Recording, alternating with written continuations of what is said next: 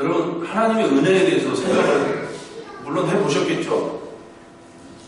은혜에 대해서 한번 생각해봤어요? 하나님의 은혜, 하나님의 은혜가 무엇이고 그 은혜가 나에게 어떻게 임하였고 이런 것을 혹시 생각해 보셨나요? 저는 매일 생각합니다. 매일 생각하면서 매일 감동을 느껴요. 아닌 것 같죠? 사실입니다. 사실입니다.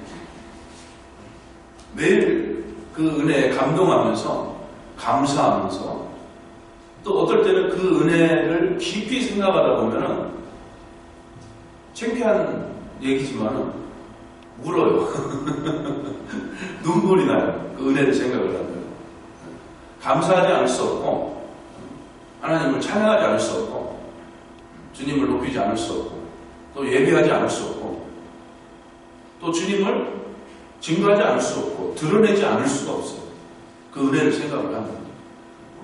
여러분 그런 경험이 있으신가요? 하나님의 은혜에 정말 감동해서 주님 감사합니다. 주님 감사합니다. 이런 생각을 해보신 적이 있나요? 계신 분도 있을 거고 그렇지 못하신 분도 있을 거라고 생각을 합니다. 그래서 오늘 말씀을 준비할 때 은혜로 시작해서 은혜로 끝나야겠다 생각을 했어요. 그냥 은혜만 이야기를 해야 되겠다. 그래서 은혜가 무엇이고 이 은혜가 우리에게 어떻게 주어지고 은혜 받은 자의 모습은 어떻고 또 은혜 받은 사람은 어떤 삶을 살아야 되는가 이 얘기를 좀 해야 되겠다라는 생각을 했어요. 그래서 우리 살아봐야 얼마나 살겠습니까? 우리 고순자 권사님은 앞으로 20년 더 사실 것이고 우리 시원이 같은 경우에는 앞으로 90년은 더 살 것이고 사실 그 시간이 길지는 않잖아요. 살아보시니까 그렇죠? 긴 시간이 아닌데 매우 짧은 시간인데 또 그 중간에 또 하나님이 부르시면 또 중간에 갈 수도 있는 부분이에요. 우리에게 주어진 그 생애 동안 정말 이 은혜를 생각하면서 은혜에 감동하면서 은혜에 감사하면서 은혜에 영광 돌리면서 살았으면 좋겠다라는 생각이 듭니다. 왜 그러냐면은 제가 이 은혜에 주님을 만나서 다시금 제가 신앙이 회복되고 난 이후부터 이 은혜로 살고 있는데 이 은혜로 기도하고 은혜로 호흡하고 은혜로 생을 유지하면서 살아가요. 은혜로 사는 거예요. 은혜로. 그러니까 이 은혜로 사는 삶을 제가 맛을 보니까 너무 좋은 거예요. 너무 맛있어요. 정말 맛있는 음식을 먹는 그 이상의 그 행복감을 느끼는 거예요. 이 은혜를 생각을 합니다. 그래서 제가 사랑하는 성도님이라고 표현을 하잖아요. 우리 사랑하는 권사님, 우리 사랑하는 바두, 우리 사랑하는 우리 만나게 성도님들이 제가 맛보는 이런 은혜의 맛을 좀 느끼면서 사셨으면 하는 그런 바람에서 이 은혜의 말씀을 준비를 하게 됐습니다. 오늘 은혜 많이 받으시기 바랍니다. 은혜가 무엇인가? 은혜는 헬라어로 카리스라고 그래요. 헬라어로 카리스라고 하고 히브리어로는 펜이라고 합니다. 그냥 한번 듣고 흘러 들으셔도 돼요. 이거는.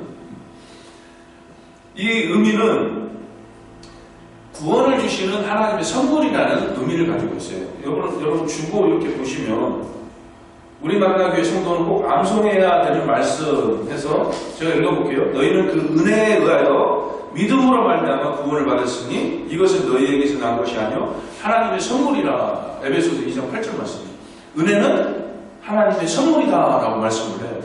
즉 이 은혜는 구원을 주시는 하나님의 선물이다라는 것입니다. 이것은 예수 그리스도를 통하여서 전해지는 하나님의 특별한 특별한 은혜라는 것입니다. 특별한 선물이라는 것입니다. 이 은혜는 두 가지로 나눠서 이야기를 많이 해요. 은혜는 두 가지로 이야기하는데 첫 번째는 일반 은혜를 이야기하고 일반 은총이라고도 합니다. 그리고 두 번째는 특별 은혜라고 해요. 그리고 특별 은총이라고도 하고요. 이 일반 은혜는 무엇인가?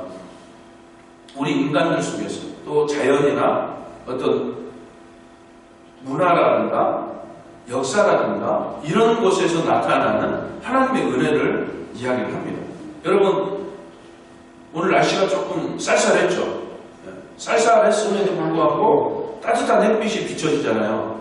이런 햇빛이라든가 비라든가 이런 어떤 자연적인 것들이 누구에게나 공평하게 주어지잖아요.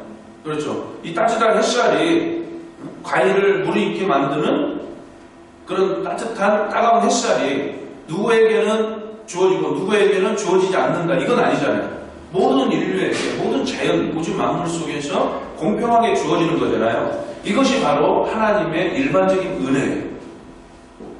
믿음과 상관없이 믿음이 있고 없고를 떠나서 누구에게나 공평하게 주시는 하나님의 은혜라는 것이죠.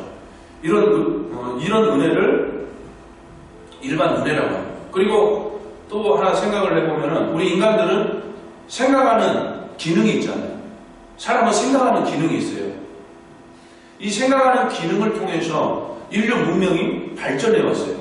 오늘날에는 인간이 달을, 우주 정복을 위해서 우주로 향하는 이런 시대가 되었잖아요.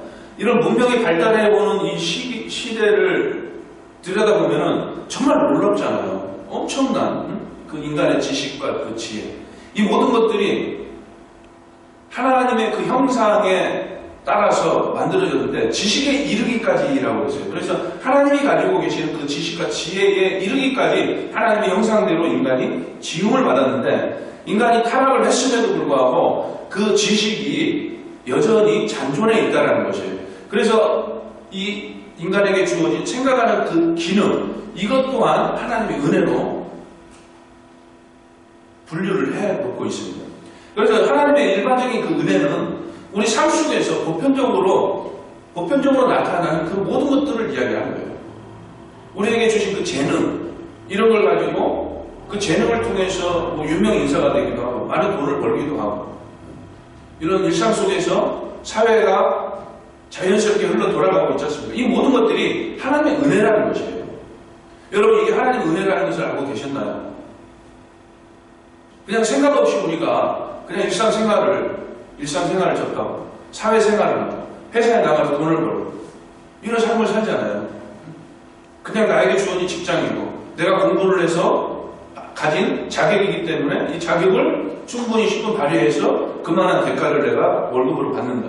이런 그냥 생각만 하잖아요. 이 월급을 가지고 적금을 들어서 내가 집을 사고 좋은 차를 사고 여행을 다니고 자녀를 키우고 이런 생각만 가지고 있잖아요. 내 꿈을 이루기 위해서 그 돈을 지출하고 그냥 이런 단순한 이런 생각만 하는데 그 모든 것들이 하나님의 은혜로 해서 주어진 것이라는 것이에요. 그런 하나님의 은혜라는 것을 발견할 수 있는 여러분들이 되시게 예수님의 이름으로 축원합니다. 그런데 이 일반 은혜 말고 두 번째 은혜가 특별 은혜가 있는데 이 특별 은혜는 무엇이냐? 모든 인류가 공통적으로 가지고 갖고 있는 이미 누리고 있는 그 일반 은혜가 있는가 하면 특별 은혜가 있는데 특별 은혜는 그냥 우리의 구원이에요. 구원. 우리의 구원을 위하여서 베풀어 주신 은혜.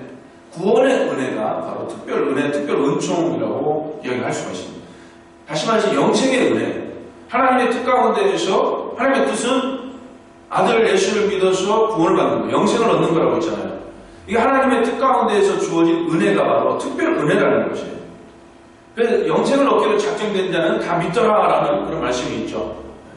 그러니까 구원을 받기로, 영생을 받기로 작정되어 있는 자들이 있는데 그들이 바로 특별 은혜를 받은 사람들이라는 것입니다. 이것은 예수 그리스도를 믿는 그 믿음 안에서 주어지는 것이죠. 여러분 특별 은혜를 받으셨나요? 네. 아멘. 감사합니다. 저는 특별 은혜를 받았어요.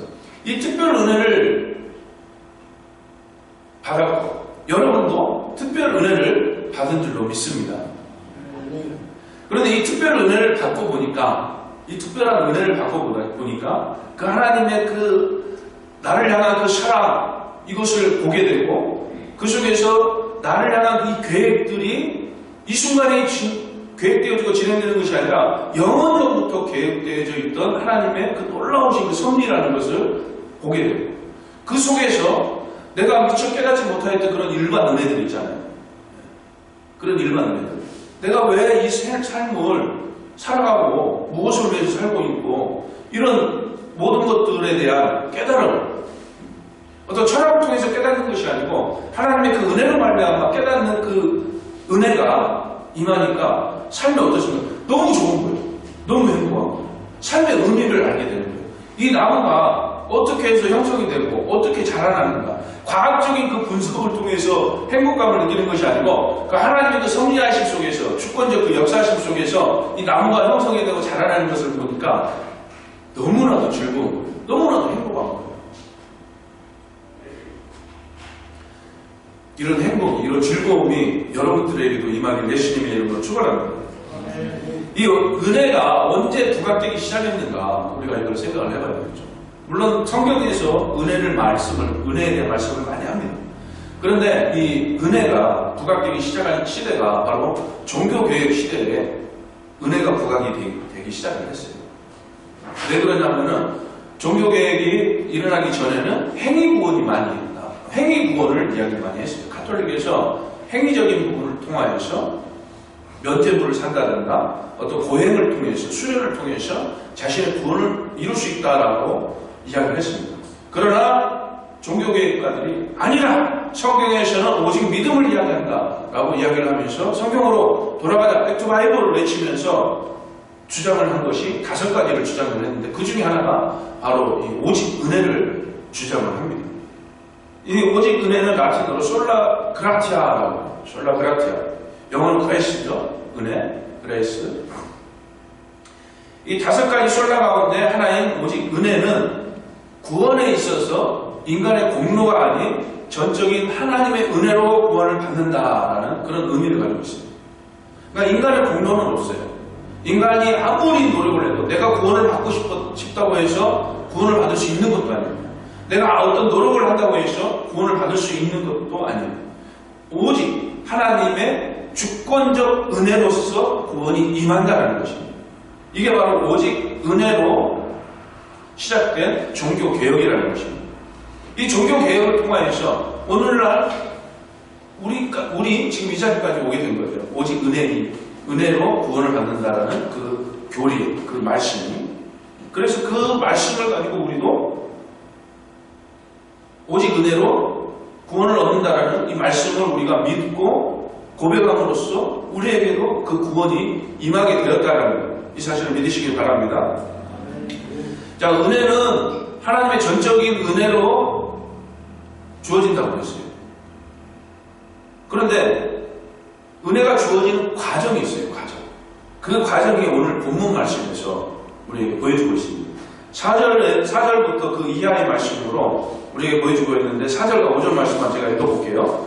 우리 구주 하나님의 자비와 사람 사랑하심이 나타날 때 우리를 구원하시되 우리가 행한 바 의로운 행위로 말미암지 아니하고 오직 그의 긍휼하심을 따라 중생의 씻음과 성령의 새롭게 하심으로 하셨나니. 아멘. 우리 구주 하나님의 자비와 사람을 사랑하심이 나타날 때, 자, 그것으로서 구원의 은혜가 주어지는 거예요. 하나님의 자비하심, 그리고 사람을 사랑하심. 하나님이 저와 여러분을 사랑하시는 그 사랑은 제가 몇 번에 걸쳐서 이야기했잖아요. 정말 놀랍습니다. 제가 몇 번에 걸쳐서 이야기했는데 혹시 하나님의 사랑에 대해서 생각해 보셨어요? 안 해봤죠? 우리 권사님 안 해보셨죠? 네, 당연히 해보셨을 거예요. 하나님의 사랑을 한번 생각을 해보세요. 정말 은혜에 감동하는 그것과 마찬가지로 이 하나님의 사랑에 감동할 수밖에 없어요. 우리에게 주어진 은혜가 하나님의 사랑에서 빗대어져서 주어지는 것이기 때문에, 사랑으로 말미암아서 주어지는 것이기 때문에 이 은혜가 감동이 되고 정말 놀라운 은혜다라는 이런 어떤 깨달음이 있다면은, 이런 체험이 있다면은 하나님의 사랑에 대해서 당연히 알 수밖에 없는 거죠. 사랑과 은혜가 연결이 되어 있기 때문에. 이 사람을 사랑하는 이 사랑이 너무나도 지극하셔서 당신의 아들 예수 그리스도를 이 땅에 보내주셨어요. 자신의 자녀를 내어줄 수 있습니까? 아무리 미운 자식이라고 해도 내어줄 수 없잖아요. 죽음으로 내어줄 수 있나요? 그리고 인간도 아니고 우주 만물을 창조하신 신이신데 그분께서 당신의 아들 예수를 인간의 죄를 대신하기 위해서 인간을 너무나도 사랑하셨어요. 저와 여러분을 너무나도 사랑하셨어요. 아낌없이 내어주신 거예요. 당신의 사랑을 보여주시기 위해서. 그 사랑하심이 나타날 때에 우리의 의로운 행위로 말미암지 않고 은혜가 주어진 가정이 나타나는데 첫 번째가 바로 긍휼의 여기심으로 그 은혜가 주어졌다는 것이에요. 그 은혜가 시작이 되었다는 것이에요. 우리를 긍휼히 여기심. 우리를 사랑하시는데 그 사랑하는 그 마음이 어떻게 해서 형성이 되느냐. 긍휼히 여기심으로, 불쌍히 여기심으로, 자비로운 마음으로, 측은지심. 저와 여러분을 불쌍히 여기신다는 것이에요. 너무나도 불쌍히 여기셨다는 것이에요. 아니, 내가 잘 먹고 잘 살고 있는데 왜 나를 불쌍히 여겨? 이렇게 생각하시는 분 계신가요? 자, 긍휼의 여김을 받지 않을 수 없는 사람이 없다는 것이에요. 저 또한 마찬가지고 여러분도 마찬가지라는 것입니다. 여러분 행복하십니까? 행복하세요? 그리스도 안에 있다면 행복이겠죠. 그러나 그리스도를 벗어난 그 순간에는 행복이 아니라고 제가 단언하여서 이야기를 할 수가 있습니다. 우리 고건사님 지난주에 오늘 아침에도 차를 차로 모시고 오면서 그 얘기를 했는데 지난주에 굉장히 슬픈 일이 있었어요. 러시아에 있는 그 자녀 아들이 폐가 시커멓게 되어서 곧 뭐 죽게 되었다는 그 소식을 들었습니다. 그래서 제가 이제 권사님이 저에게 전화를 해서 그 얘기를 했을 때 저도 굉장히 마음이 아팠어요. 너무 아팠어요. 너무 아팠고 기도했죠. 어떤 기도했겠습니까? 긍휼히 여겨주시옵소서. 고순정 권사님을 긍휼히 여겨주시옵소서. 그의 아들을 긍휼히 여겨주시옵소서. 이런 기도를 했어요. 우리 정영환 변호사님 지금 올 수 없는 그런 상황 속에 있어요. 월요일날 결과가 나오는데 정영환 변호사님을 위해서 또 기도해요. 무슨 어떤 기도를 합니까? 긍휼히 여겨주시옵소서. 불쌍히 여겨주시옵소서. 내가 기도할 수 있는 건 그거밖에 없는 거예요. 내가 무엇을 할 수 있습니까? 내가 무엇을 할 수 있습니까? 아무것도 할 수 없어요. 그저 하나님의 그 긍휼히 여겨주시는 그 하나님의 은혜를 구하는 것 외에는 아무것도 할 수 없다는 것입니다. 왜 이렇게 긍휼히 여기심을 구하는가? 바로 하나님의 은혜의 시작이 바로 긍휼히 여기심으로 시작이 되기 때문입니다. 저와 여러분을 너무나도 사랑하시는데 이 사랑의 시작이 저와 여러분을 불쌍히 여기시기 때문에 긍휼히 여기시기 때문에 사랑이 시작이 된다는 거죠. 왜 이 긍휼히 여기심이 주어지는가? 인간이 죄로 말미암아서 타락을 했지 않습니까? 이 죄로 말미암아서 사망이 일어나고 누구나가 다 죽을 수밖에 없는 그런 상황 속에 놓여 있어요. 하나님을 아는 지식이 지혜가 사라지고 있어요. 관계가 완전히 단절이 되었어요. 우리 속된 말로 부모 없는 자식이 되어버린 거예요. 자기 마음대로 자기 생각대로 살아가는 그런 삶이 되어버린 거예요. 하나님을 모르는 그런 삶이. 그 삶 속에서 이리 쳐이고 저리 치이며 목자 잃은 그 어린 양이 3미터를 헤매며 길을 잃고 이리 쳐이고 저리 치이며 쓰러지고 넘어지며 이리 찢기고 저리 찢기고 이리에게 늑대에게 물려서 피 흘리고 그런 삶을 사는 거예요. 하나님을 떠난 삶이. 내가 아무리 뭐 천억이라는 돈을 가지고 있고 행복하게 산다고 해도 하나님이 없는 그 속에서 그 갈급함이라는 것은 이루 말할 수가 없습니다. 물을 먹어도 갈증이 나는 이런 갈급함이 끊임없이 주어지는 삶이에요. 하나님을 모르는, 하나님을 떠나 있는 삶입니다. 그 삶 속에서 신의 마음에 고통하고 있는 우리의 모습을 보시고 하나님께서 불쌍히 여기셨다는 거죠. 그 오들오들 떨고 있는 그 어린 양을 보면서 길 잃은 그 양을 보면서 그 양의 주인 되신 목자가 불쌍히 여기셨다는 거죠. 그 긍휼히 여기심으로 말미암아 우리에게 주시고자 하는 그 사랑, 그 은혜가 시작이 되었다는 것입니다.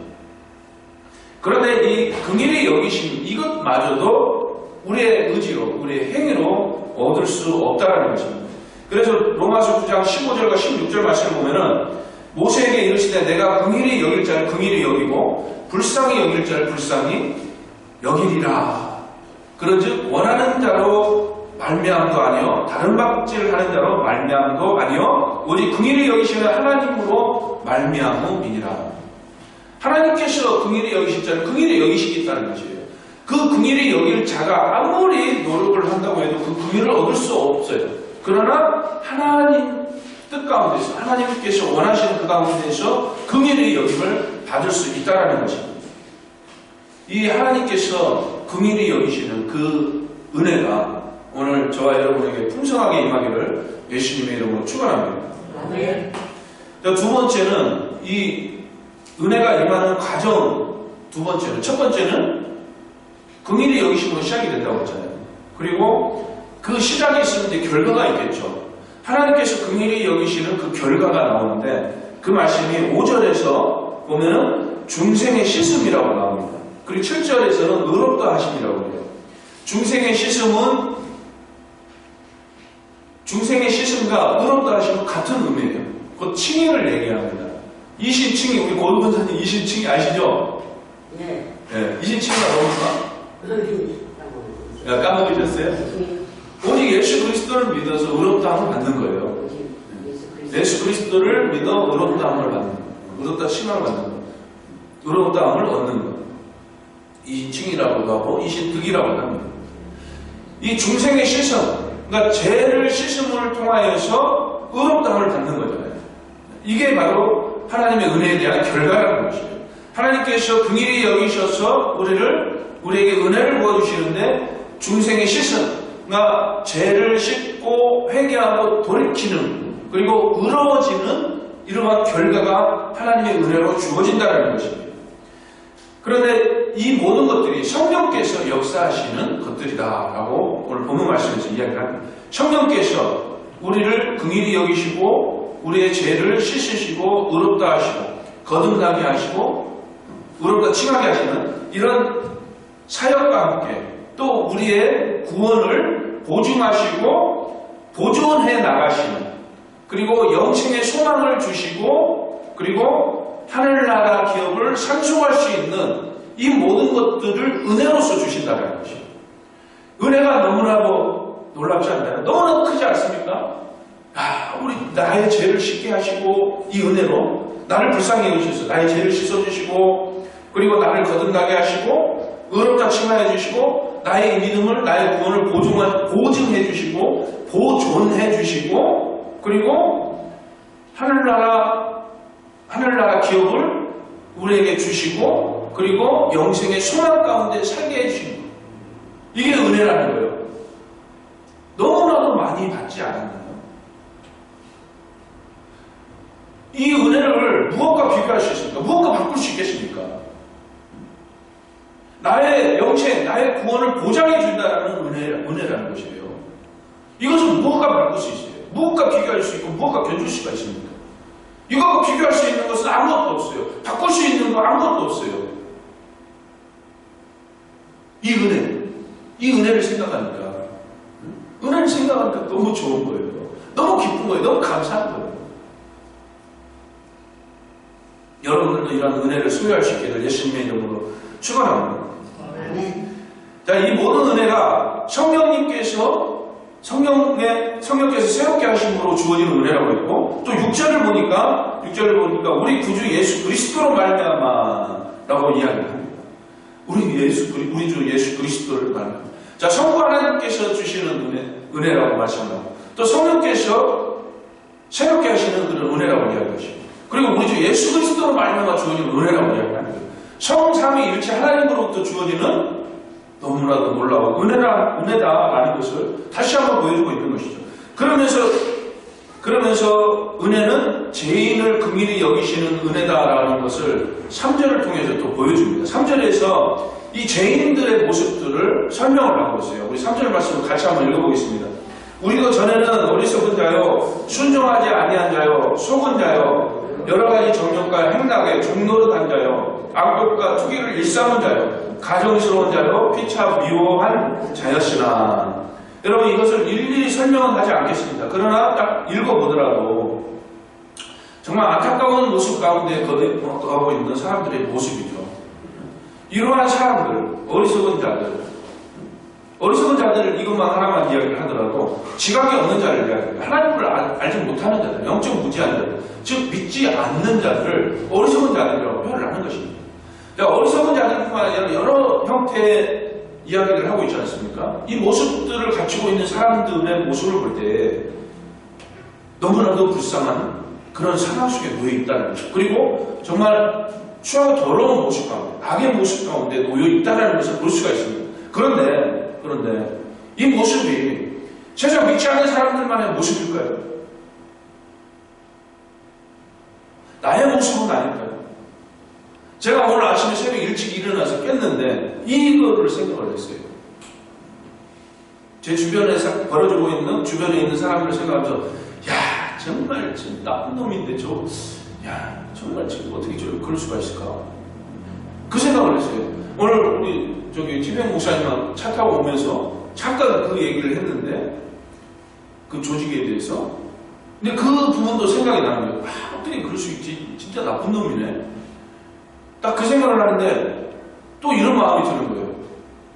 너는 깨끗하냐? 이런 마음이 드는 거예요. 그러면서 또 맞습니다. 주님 맞습니다. 온전하지 못한 나를, 이 자신을 긍휼히 여기셔서 그 주님의 은혜로 내가 그나마 이 3절에서 이야기하고 있는 정말 이 불쌍한 그 삶 가운데에서 그 은혜로 말미암아 내가 건짐을 받았다. 여기 그 은혜에 감사하면서 그 은혜를 알기 때문에 다른 구별된 삶을 살아야 되겠다라는 그런 생각을 하게 됐습니다. 여러분, 말씀을 정리를 해볼게요. 은혜 받은 사람들은 어떤 삶을 살아야 되는가? 제가 방금 말씀드린 것과 같은 그런 삶을 살아야 될 것입니다. 먼저 우리는 그 은혜에 에베소서 1장 6절에서 말씀하고 있는 그 은혜의 영광을 찬송하는 그런 삶을 살아야 될 것입니다. 하나님의 그 은혜가 너무나도 크고 너무나도 놀랍고 너무나도 소중하기 때문에 그 은혜를 알면은 감사하지 않을 수가 없잖아요. 영광 돌리지 않을 수가 없잖아요. 찬송하지 않을 수가 없잖아요. 그래서 그 은혜의 영광을 찬송하는 삶을 살아야 된다는 것입니다. 그리고 두 번째는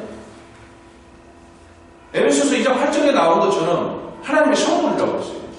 이 하나님의 선물은 값없이 주어지는 선물이기 때문에 자랑하지 말아야 되는 것입니다.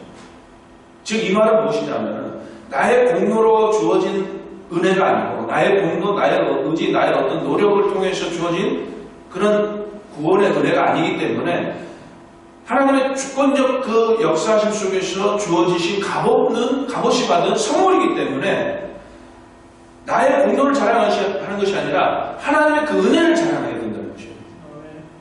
우리 주 예수 그리스도의 그 이름을 높이며 그리스도의 영광을 자랑을 해야 된다는 것입니다. 이게 은혜 받은 사람의 모습이 되어야 되지 않을까요?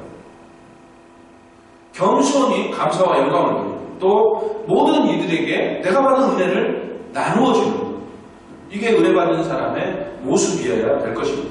그리고 마지막으로 세 번째는 그 어떤 공로가 없이 그리스도 안에서 받은 은혜이기 때문에 그리스도를 통하여서 받은 은혜이기 때문에 그리스도를 위한 삶이 되어야 될 것이고 더더욱 주님을 의지하고 주님을 믿고 따르는 그런 삶이 되어야 될 것입니다. 그런데 은혜를 저버리는 사람들이 좀 많죠. 은혜를 받았는데 은혜를 저버리는 사람들이 있죠. 인간관계 속에서도 은혜 받은 사람이 그 은혜에 어떤 보답을 바라는 건 아니지만은 은혜 받은 것을 반대되는 그런 모습을 보인다면은 좀 옳지 않은 모습이라고 생각을 합니다. 하나님과의 관계 속에서도 마찬가지라고 생각을 해요. 하나님께 받은 은혜가 있어요. 하나님께 받은 은혜가 있는데 물론 값없이 주신 선물이라고 하지만 인간의 도리로서 하나님께 받은 것이 있으면 하나님께 드리는 것이 있어야 되지 않을까요? 마태복음 7장 11절에서 남에게 대접을 받고자 하는 대로 너희도 남을 대접하라 라고 말씀합니다. 남에게 대접을 받고 싶으면 내가 먼저 대접하라는 것이에요. 근데 하나님께 대접을 받았어요. 은혜를 받았어요. 값없이 받은 선물이에요. 그러면은 무언가를 돌려주는 것이 있어야 될 거 아닙니까? 그것이 바로 방금 말씀드렸던 은혜의 영광을 찬송하는 것이고 나를 자랑하는 것이 아니라 하나님의 그 은혜를 자랑하는 것이고, 그리고 그 은혜의 주체가 되시는 예수 그리스도를 더욱더 믿고 의지하며 따르며 살아가는 그런 삶이다 라는 것을 잊지 마시고, 여러분 사랑하는 우리 만나교회 성도 여러분들은 이 은혜를 날마다 묵상하고 되새기면서, 그리고 이 은혜가 단회적으로 끝나는 것이 아니고 매일같이 은혜를 부어주시는데, 이 은혜가 고여있는 은혜가 아니에요. 고여있는 웅덩이 속의 물이 아닌 흐르는 물이에요. 하나님의 은혜는. 그 말은 뭐냐, 날마다 새롭게 새로운 은혜를 쏟아부어 주신다는 것이에요. 그러니까 이 기쁨과 평안이 날마다 새로운 거예요. 기쁨과 평안이 그 순간으로 끝나는 것이 아니라 영원히 지속되는 것이에요. 이 은혜를 생각하고 은혜 가운데 거하게 된다. 이 놀라우신 은혜를 여러분 깨달으시고 이 은혜 가운데 거하는 삶이 되시길 예수님의 이름으로 축원합니다. 기도하시겠습니다.